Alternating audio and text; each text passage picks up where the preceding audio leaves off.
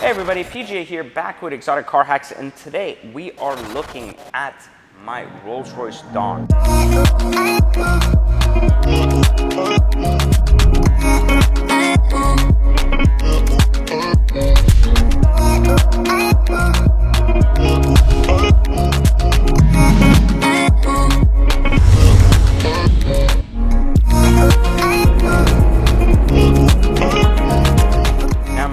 Asked me what are some of the best exotics out there that you can drive in 2020, and I have constantly talked about the Dawn. And so here we are with my personal Dawn, the one that I drive as a daily in rotation between that and my Range Rover. And so we're going to talk about, like, basically if the Dawn is really worthwhile, how good of a car is it, and more importantly, we're going to take a drive and really see what makes it so much different than the Ghost and the Wraith. Now, if you've watched my previous reviews, you've heard me say that the Ghost is one of the best exotics you can hack, simply because you can now buy a $350K Ghost for 30 cents on the dollar, which is pretty amazing.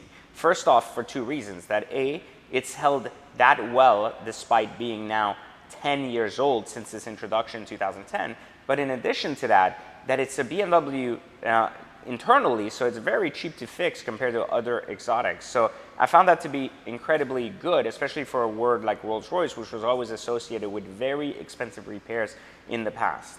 And so you've also then watched me review the Wraith, which I thought was one of the worst exotics of its kind.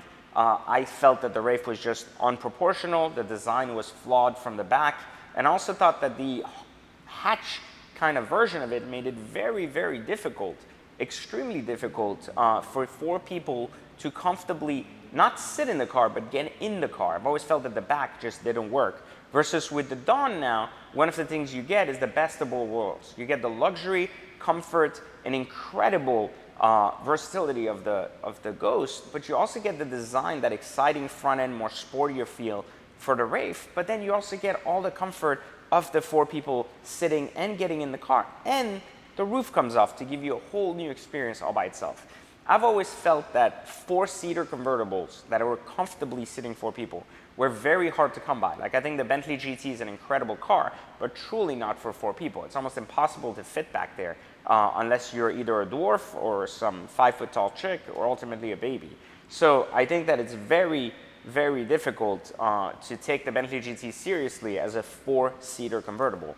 And while its design is fantastic and it's much sportier than the actual Dawn, I really feel the Dawn, A, classifies a much better status, and then B, also just does a much better job at comfortably allowing four people to enjoy the ride. And while I understand that in the back you're going to get a lot of wind hitting your face, that's something very, very specific, and it also has been known to create some Middle Eastern vibes in some people as well when sitting in the back.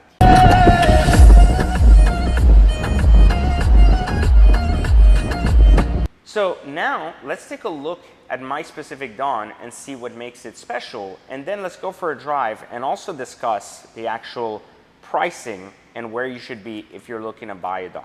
All right, so here we're looking at this 2016 Dawn. There's a couple of things to notice about the Dawn versus the Wraith. So first off, they all automatically come with the Series 2 headlights, which are the better, much prettier headlights rather than the dotted LEDs. Much better. You also get the Series 2 grille, so you don't get that extension like on the Ghost. Also fantastic. This is actually a 2016 Bespoke car. Bespoke is the place that is similar to Ad Personam for Lamborghini or BMW Individual for BMW. It's where they make custom options for the Rolls. So this comes with the 3-layer pearl paint, which was about I think $13,000 or $16,000 option, which is pretty cool. This is a pretty loaded spec, like I said, about 408K or so. And basically, one of my big complaints before was the doors. Look at how tall the doors are, right? It's huge. I mean, you really need a lot of space to get in and out comfortably. You still get basically the umbrellas you got in the other cars, so nothing's changed. It's all here. Nothing new or nothing good, nothing bad. It's all here. Now, the one thing that does change with this car is that unlike the other cars, with the Wraith, you had that roof, so it really became hard to kind of get in to sit back there. And while on this car, with this seat all the way back, you can easily still have quite a lot of room when sitting back there, because you don't have this annoying part to get in the car. So you see, it's very easy to get in and out. And that's one of the key things with this car compared to others. It's just much, much easier to get in and out of. And I really like that a lot. Like, I think that's like really, really good and very much necessary. Now, with this has the Dawn package and a lot of the options you need. That's why it's a 400K sticker. But one of the things that it does have here that does not have, which this is an option, but it does not have the wood here. A lot of them have the wood here, which is like a very expensive $6,000 option, and it kind of continues in the middle. I don't know that I would have liked like the wood because I've never seen the dark wood here. I've only seen the like boat, like yacht-like wood, which is cool, but I don't know how it would have flowed with the design in this car. This is the two-tone interior with the basically the white on white with the black piping, the black accents here on the dash, and then the two-tone steering wheel, which really makes a difference. This car has been also outfitted with a lowering set of links, so it's come down a little bit. It's also sitting on some Vossen wheels. These are 22-inch Vossen wheels, which hold the OEM center caps. These are in polished, which really gives the car the same factory look it had, except with a different design and 1 inch larger.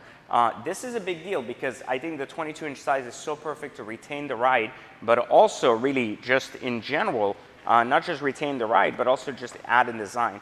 Here in the trunk, something interesting, you'll lose a little bit of the trunk if you look here, because you have this other part here, which basically is for the top. So, you know, you have this extra compartment there, and then under that you can still fit things, but you don't have as much room to fit large luggage or anything else, which does become kind of inconvenient for Rolls because it's kind of expected to have more space. But nonetheless, I don't think that it's bad space, it's just not as much as one would come to expect. But basically, you have your night vision and everything else in this. You have the same driver assist pack 3 that the other ones come in, and it's an incredible car with the RRs and the headrest. It's just a lot of beauty. And one of the things I will say you should buy if you are buying a Dawn, you should absolutely get the Bespoke audio. Now, the Bespoke audio, there's a couple of levels of it. You can get the Bespoke audio, which is usually the silver grills, in 17 and up. But in 16, the Bespoke audio was part of the Dawn package and didn't have the chrome grills. So if you see a 16 without the chrome grills, do not automatically assume it doesn't have Bespoke audio. And then in the later models, like the 18s, you started getting the Inspired by Music editions, which were much better sound systems with the gold speakers, etc., which does give the car a much better feel. So this is a very simple but super high-loaded spec Dawn, and I think it really, this is one of my favorite cars of all time. I think it's got this vibe to it, and it just works so well. As a car, it works so well as a daily driver, it works so well as a weekend car, and I think it's going to be very hard for people to find a better car in the 200K range. So, and you know, I said 200 because again, you can buy these like roughly 50 cents a dollar, but let's go for a drive so I can tell you more about how I feel about driving it and what makes it special. And then let's talk about values during the drive and see if you too should be hacking an actual Dawn right now. Remember, if you don't know what hacking a car is, you can click the link in the actual description here and it will take you to a free training I've put together just for you to teach you the difference between leasing, buying, and hacking, and why hacking is the new way to get into an exotic car and the much more efficient way, financially responsible way to get in a car. So click the link, go check out that training later. Let's go for a quick drive. I'm gonna open the garage, we're gonna take it for a drive and really get a feel for the car and why it's so special.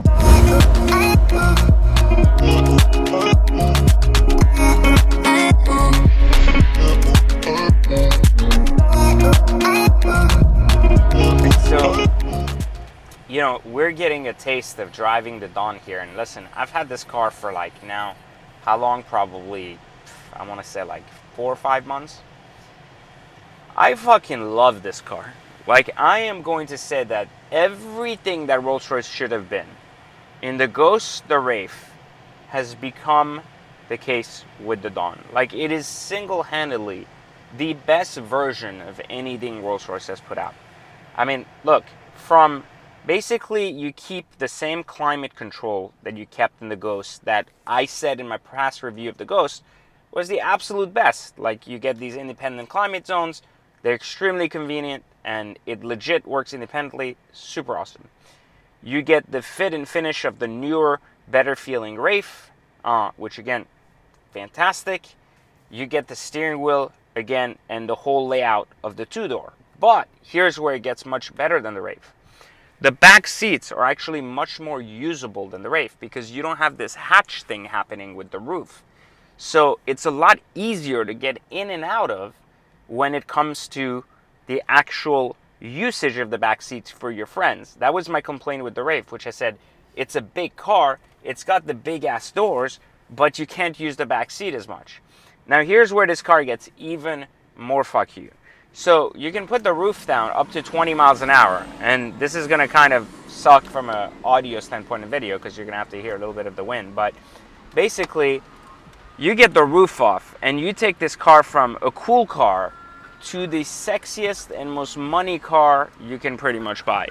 Why? Because you're getting the Rolls Royce exterior, and you're getting the comfort of the Rolls Royce, and you're getting the status of a Rolls Royce, but you're getting this drop top chill, perfect feeling ride. And because the car is like a boat, it's so large, you get so much air coming into the car that it makes it so much better than any of its previous.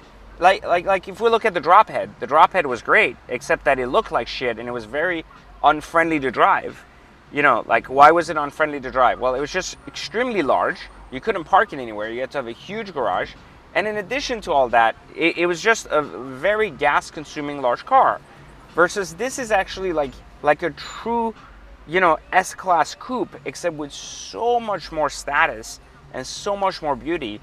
And it just really hits home. And you get this insane sound system. This has the Dawn package, which really gets up there. And I'll let you hear it so you can see what I'm talking about. But it's pretty incredible. Listen to this. It's just and this is halfway here. We're not even that much.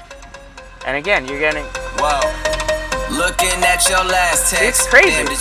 So you get this bespoke audio, which is very necessary. And it just really makes the experience even better. So I can't say enough about just the Dawn as a whole. I think it's the best Rolls Royce ever made. I think it's the best encompassing Rolls Royce of everything Rolls Royce is supposed to be ever. We know that the brand is luxury. We know that the brand is about money and status, and we know the brand is about craftsmanship. And I feel like this car does everything so effortlessly, and it's so amazing that it makes it probably one of the nicest convertibles, one of the nicest exotics on the market right now. So I can't praise it enough. And as you guys know, I'm not biased at all. When I had a Wraith, I said it was the worst piece of shit I've ever owned, basically because it just felt off. It felt unbalanced. It felt bizarre. It didn't really give you that feel. And while I know design-wise was hit or miss for people, this car is not hit or miss for anybody. I haven't met a single person that didn't think this is absolutely striking in design, in function, in beauty, and in status all at once. So, the ride is extremely smooth. You drive, up to 100 miles an hour, you barely feel it. We have the floor mat option, which is $5,000, which are the beautiful wool floor mats. This has the dark ash, which was a bespoke option. So it's literally black piano wood with a hint of ash in it. Just amazing wood coloring. This was stupidly expensive though. I don't know if that was really worth it. I mean, this was $7,000. But in order to get that and the combination of the bespoke white leather, you had to spend an extra $5,000 to go through the bespoke program. So technically the wood cost $12,000. I don't know that it's $12,000 nicer than a piano wood option. So I don't know that I would buy that, but I really, really love this car. Now, this car is also equipped, like I said earlier, with the pearl white paint outside, which you've seen my Aventador S also is Bianco with the pearl, but this pearl is much nicer. It has a much more money look to it, and I think it works better than the Lamborghini paint one. So I would recommend this over that when it comes to basically the paint code. Now, otherwise, though, I think that the white leather is kind of an issue that's a personal choice. I would have bought a mandarin, orange interior if I could, a contrast interior. But again, remember, as I say in Exotic Car Hacks, it's always about buying the deal more than anything else. So let's talk about the deal in general that a lot of people are missing. What is the deal on the Dawn these days? Where are they going to settle? I mean, I think we're expecting the Dawns to come down to the 180 line, 170 line in the next 16 months. Now, right now, they're still trending somewhere between 210 and 240, depending on the year, the miles, the option package. This was a $400,000 option spec, 408 to be exact. It was a bespoke car in one of the best color combos, and it had about 11,000 miles when I bought it. It also came with the provenance warranty, so it has the additional 2 years in addition to the existing warranty, which was still not expired. So it literally came with 2 years and 8 months worth of warranty, and which was as good as it gets, right? So this car cost right under 220 grand all said and done. And it came, of course, with 2 keys, umbrellas, and everything else. And really, really worth it, if you ask me, from a 200K standpoint as a car. Now, would I have paid $400,000 for it? Probably not. Like, I don't think the Dawn's worth $400,000. But I think if I was going to pay 300, 400K for a Rolls, I would pick this one over all the other ones, because it satisfies just about every need, from the fact that it cares for people, to the design, to the beauty. And listen, I get more compliments, thumbs up, handshakes in this car than I get in an Aventador. And I get more people noticing it than any other exotic, which is weird, because I've always gotten great praise from my Rollses, but never as much as this one, which again shows you that the brand is getting younger and the design is just really appealing to a younger audience more and more.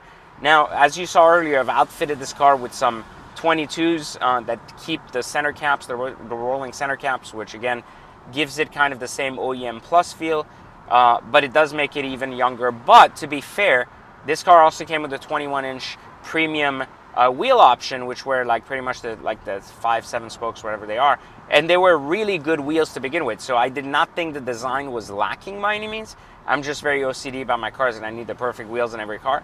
But as a result of that, I'm also extremely I'm extremely picky. But if you were to get just a stock one and basically lower it on lowering in links just like half an inch, you would get a perfect Dawn right from the factory, needing literally nothing.